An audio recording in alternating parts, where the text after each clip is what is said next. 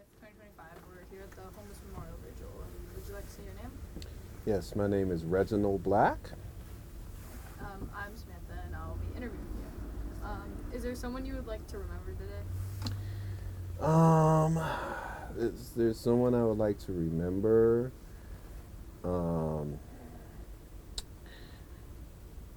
I don't think I knew too many people this year, like that actually passed this year, but I always think of one of our former members, um, who ended up passing like right before I think the 2020 vigil. That one was during COVID, and that death hit hard to where 5 and 6 years later, I remember that, um, and just you know, I dread December because I know I'm gonna see a new number of people um, dying in that unhoused situation, and it's hard. It's hard, and like I want to humanize people as much as I can, but from the homeless community, you usually know nicknames or you know faces. You don't really know a person's whole government. Like you don't know their first, last, and middle name. You may know their nickname, or you may give them a nickname yourself. Um, the guy that I think of this year and every year, basically, he had a name, and his name was Karim. And it hurt because he was one of our members. We've been trying to work on uh, getting this guy housed for years. He had rapid. That didn't work out. We lost him for a couple of months. We found him again. And as soon as we found him again to try to get him connected, he passes. So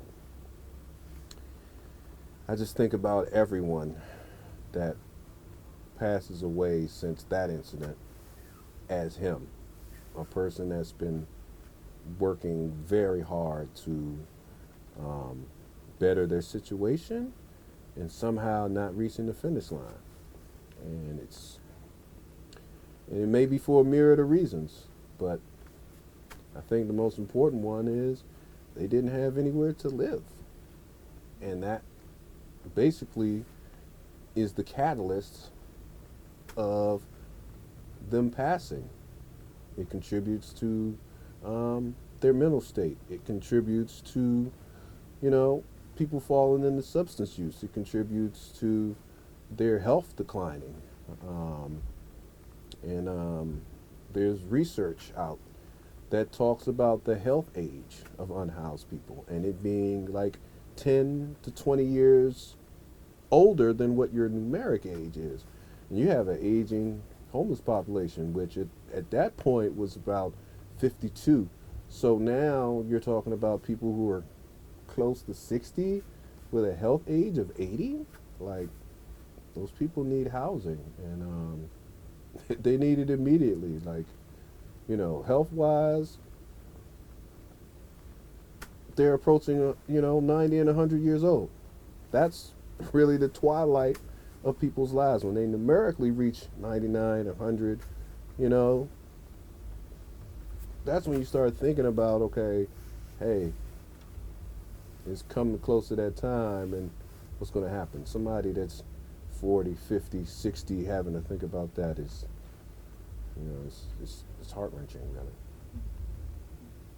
How do you think we can put an end to people dying on the streets? Wow, that's the $1 million question, ain't it? How do we put an end to it?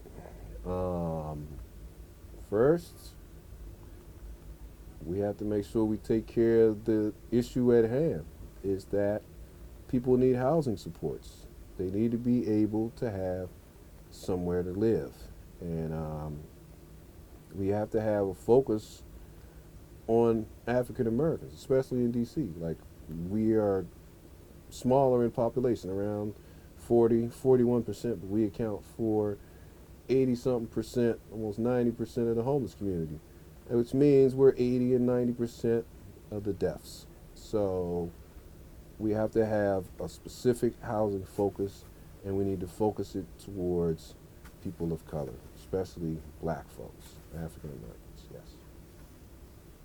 What do you think the biggest cause of homelessness in Washington, D.C. is? Mm. Definitely the cost of living is a factor in it. I think part of it, a large part of it, is systemic racism in housing, the redlining, the gentrification, the state of some of our units. I think what's happening with public housing is a travesty, being billions of dollars in disrepair. I'm, I'm sure, I am certain that is a factor in people experiencing homelessness. I mean, you know, you're not going to live somewhere with rats, roaches, mold. So there are many factors, but I think DC being so unaffordable now is the largest thing that you can point to. When the large Retail Accountability Act was passed in 2013, the housing market had already outpaced a $15 national minimum wage. So, you know, we need to do more to kind of bring those prices back in line with where the average income is, even though you have, you know, the $17 minimum wage. We're talking about a $17 minimum wage post a $15 housing price when the minimum wage was only $7, $8, $9. So now you're talking about a housing price that's, you know, 22, 23, 24, maybe $25 as a minimum wage. We have to equate that, you know, the minimum wage and what the housing costs plus the cost of living will be for people. And that's going to be the toughest sell, because real estate don't want to be regulated. Real estate don't want to act by no rules, right? So we have to try to build the political will and the moral conscience of the real estate industry to do its part in ensuring that housing is affordable, not just for renting, but people being able to own their own home. Like, if you own your space, if it's yours, I feel like that's a guarantee that your housing is secure. If you actually own it, it's in your name. What do you think the most critical issues in a movement to end homelessness are? Definitely, if I could point to an issue that's other than the need for housing, it would have to be employment. It would have to be the opportunities for entrepreneurship, especially in the homeless community. A lot of people are engaging in like gig-based work, and that gig-based work can be solid industries in DC. It's just, for whatever reason, DC hasn't focused on those. It's been stuck on making nurses, computer techs, construction people, and I forget the last one. I always forget the last one.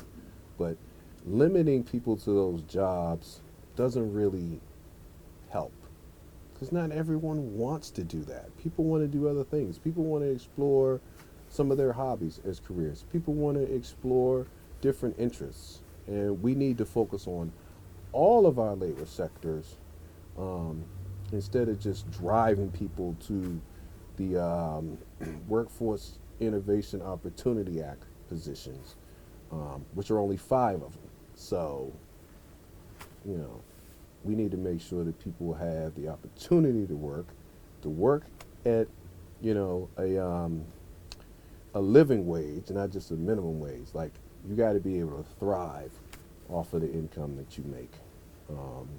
And I think that will help one side of the housing problem, which is the income. If you could get, say, 50 people to join you in a movement to solve those issues, what would you do? Like, how would you have them help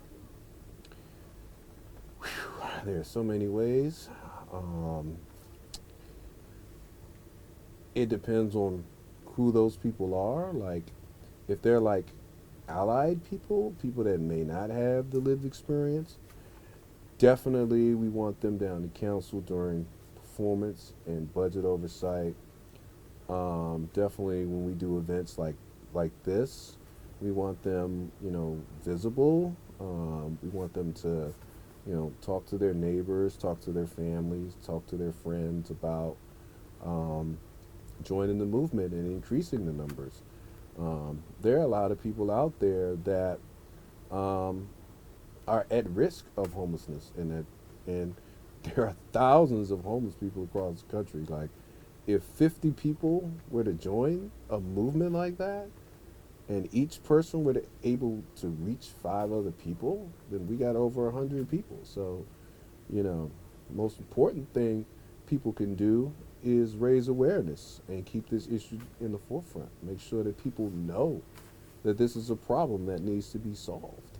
Um, and I would love to see 50 unhoused people take it to their mayors and city council, like just be in their face about your situation, because it's unconscionable. We're supposed to be the richest country in the world, but yet you have people living outside, sleeping on the bridges and sleeping in parks, and we go about life as if that's not happening. Like, you know, in Christianity says you will be judged by the least of thee. Those are the least. So you will be judged by how you treat them. If you could build a better world, what would that world look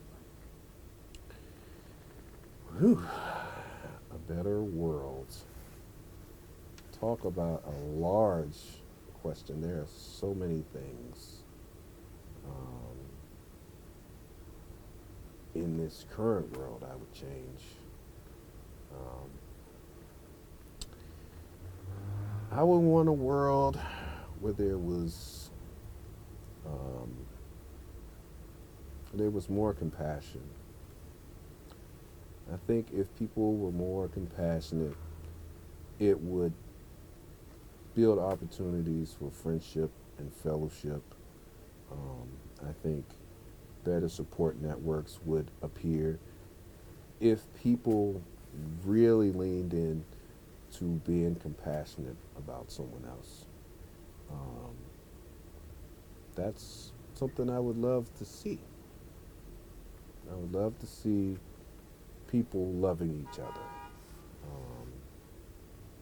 That would be the ideal world for me, anyway.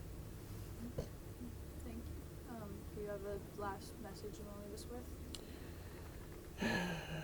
Well, the message would be that we need people to bring this up more, and we need people to just get to know one unhoused person. Have the courage to try to at least learn one person's story, and with their permission, share it. Share it with your neighbors, share it with your friends, share it with your family, and especially any elected officials you have in your orbit. Make sure that they know that person is important to you, and it should be important to them too. That's all the questions. Thank you. You're welcome.